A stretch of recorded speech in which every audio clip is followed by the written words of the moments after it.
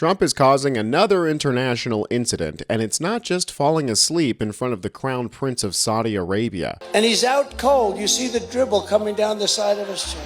His feud with Harvard continues, as it seems like he's chosen the prized university to be made an example of as the orange tyrant continues his quest towards authoritarianism. Yesterday, Mrs. Old Yeller, Kristi Noem, announced a ban on international students attending Harvard University. Harvard University, the #1 school in America where the wealthy, well-connected, or incredibly intelligent from all over the world fight to attend. One of those students is none other than the Princess and future Queen of Belgium. Now, Belgium's got a lot to answer for. I'm looking at you, King Leopold. But I don't think expelling their princess from attending maybe the #1 school in the world, which proudly sits on American soil, is a good idea. After all, she doesn't exactly seem like an America-hating extremist to me. And I'm not the only one saying that. One of MAGA's most successful parasites has suddenly turned cheek on Trump after tyranny landed a little too close to home.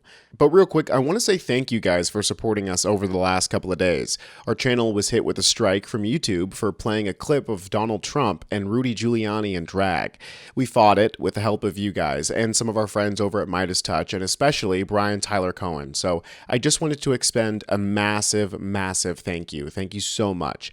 We might be getting to the point where offending dear leader too much might get this whole thing shut down. So while you can, make sure to subscribe to Really American, drop some blue hearts in the comments, and we'll be here fighting the good fight, keeping you guys informed for as long as YouTube allows us to. Speaking of getting put down, let's look at what Kristi Noem tweeted, because in less than 24 hours, this whole thing got smacked down by a federal judge.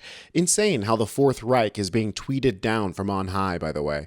She said it is a privilege, not a right, for universities to enroll foreign students and benefit from their higher tuition payments to help pad their multi-billion-dollar endowments. Harvard had plenty of opportunity to do the right thing. It refused. First of all, it is not a privilege extended from the government to a university to allow foreign students to attend. Nations have long let foreign academics attend universities through various visa programs or just, letting them in before checking papers became everybody's obsession. Now, we all know that Trump and Kristi Noem don't care a lick about anti-Semitism. Trump is the man who, according to his first ex-wife, slept with a book of Hitler's speeches on his bedside table, for God's sake. Just like how Trump's favorite public speaker came for the academics and the universities during his takeover of Germany, Trump has been trying to shake down any institution of education, and we've seen some, like Columbia, capitulate to his demands, while Harvard is standing strong. The president of Harvard basically told Trump to go kick sand and sued them once already for attempting to freeze their funding, and now again for trying to ban international students from attending the university, and he didn't have to wait long before a federal judge came down on his side. One of these students is the heir apparent to Belgium, 23-year-old Elizabeth, who just finished her first year in Harvard. A spokesperson for the royal family said that the impact of the Trump administration's decision will only become clearer in the coming days and weeks. We are currently investigating the situation. If you ask me, Trump didn't want this future queen to get a master's degree in public policy, because we all know that an educated electorate doesn't vote Republican, so an educated queen probably won't support Trump. But that doesn't mean there aren't Republicans at Harvard. Kevin O'Leary of Shark Tank infamy teaches entrepreneurship at Harvard's business school, and he isn't too fond of Trump's newest attack on the school. The Trump administration has moved to block Harvard's student visa program. Harvard's suing. Okay, I got all that. You're an executive fellow there. What do you make of this strong move against Harvard?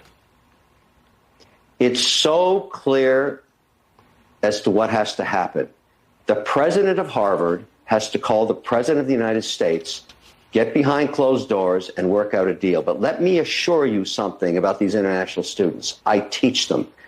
These are the smartest students in the world. Harvard is the oldest educational institution. These students are extraordinary individuals, and they don't hate America. They want to come here and stay in America, and they want to figure out a way that they can start a business in America, and we want them. We want them here. I want to invest in them. I've already invested in 2 of them. These are the brightest and the best from around the world, and they're coming for the American dream. Now, Harvard has to talk to the president, president to president. Now, this has to get worked out. When I go back there to teach in the fall, I want the best and brightest, because I, along with millions of other investors, want them to stay in America. Why don't we vet them first, check their backgrounds, clear them, and tell them, you graduate Harvard, you're an engineer or whatever, you stay here and you start a business here and you'll get funded here and you'll create jobs here, because that's why you came here in the first place. These people do not hate America. Okay, we'll leave it right there. Cheer up, Mr. Wonderful. Cheer up. It's over. We're done. Wait, Howard. I mean, Stuart. Oh, there you go. A Harvard booster. Thanks, Kevin. See you again. President to president, president to president. Let's get this thing going. I got it. See you later. Oh man, he was so mad that he called him Howard instead of Stewart there. But luckily, Kevin O'Leary didn't have to wait long to get his way, as less than 24 hours after Kristi Noem tried to block these students from attending, a judge threw the cold water all over her. U.S. District Judge Allison Burroughs issued a temporary restraining order freezing the policy. Revoking Harvard's certification is unlawful many times over, the judge wrote in her order. It is a pillar of our constitutional system that the government cannot invoke legal sanctions and other means of coercion to police private speech, especially when the government's treatment is animated by viewpoint discrimination. The government's efforts to punish the university for its refusal to surrender its academic independence and for its perceived viewpoint is a patent violation of the First Amendment, and the maggots are squirming over this.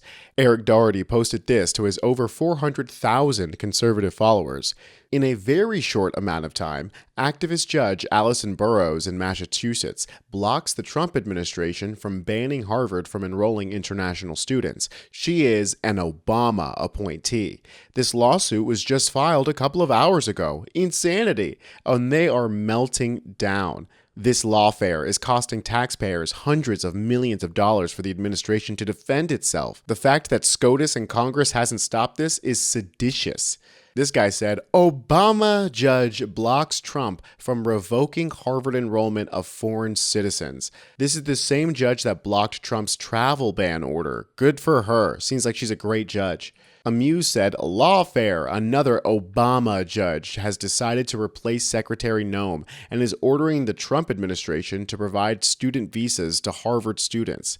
To which his lackeys are saying, at Pam Bondi, at Kash Patel, arrest her today.